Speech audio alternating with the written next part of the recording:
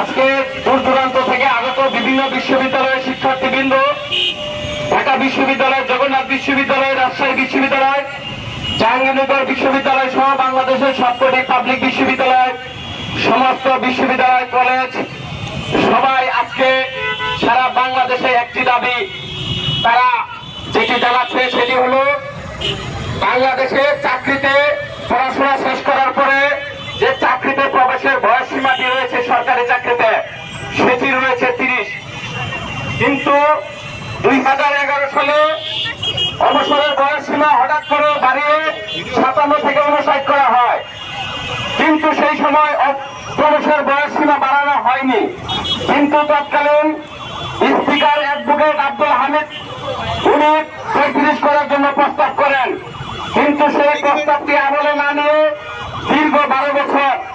এই বয়স সীমার বিষয়টি ঝুলিয়ে রেখেছিল এই ফ্যাসিস্ট হাসিনা সরকার, যে কারণে লক্ষ লক্ষ উচ্চ শিক্ষিত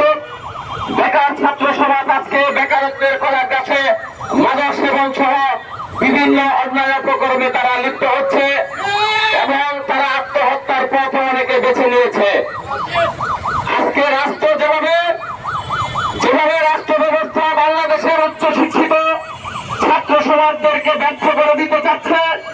বাংলাদেশের স্বাধীনতা সার্বভৌমত্বকে যেভাবে ব্যর্থ করে দিতে চাচ্ছে এবং এই দীর্ঘদিনের চলে থাকা এই আন্দোলনটিকে 32-এর একটি প্রহসনের মাধ্যমে তারা ঝুলিয়ে রেখেছে, তারা এখন 32 করতে চায়। অথচ গত 30 সেপ্টেম্বরের আমাদের যমুনা ঘেরাও কর্মসূচির পর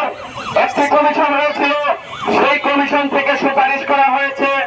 পুরুষদের ক্ষেত্রে চাকরিতে প্রবেশের বয়স সীমা 35 এবং নারীদের ক্ষেত্রে 37। আমরা সেই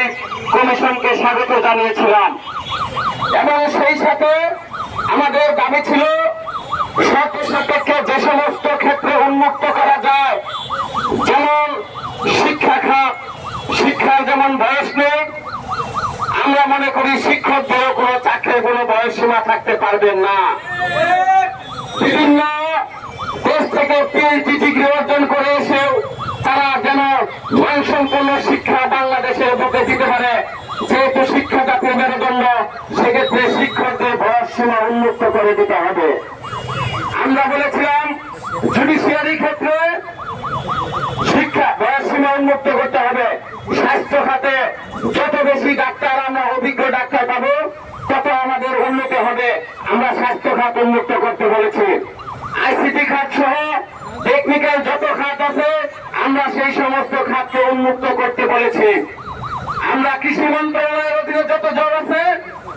এই কৃষি সেক্টরে যত জব আছে সেগুলোকে বয়স সীমা উন্মুক্ত করতে বলেছি, সেগুলোর কোনো আসলে 30 বা 32-এর কোনো যৌক্তিকতা নেই। খাদ্য মন্ত্রণালয় সহ সমাজ কল্যাণ গবেষণা পরিকল্পনা, এনজিও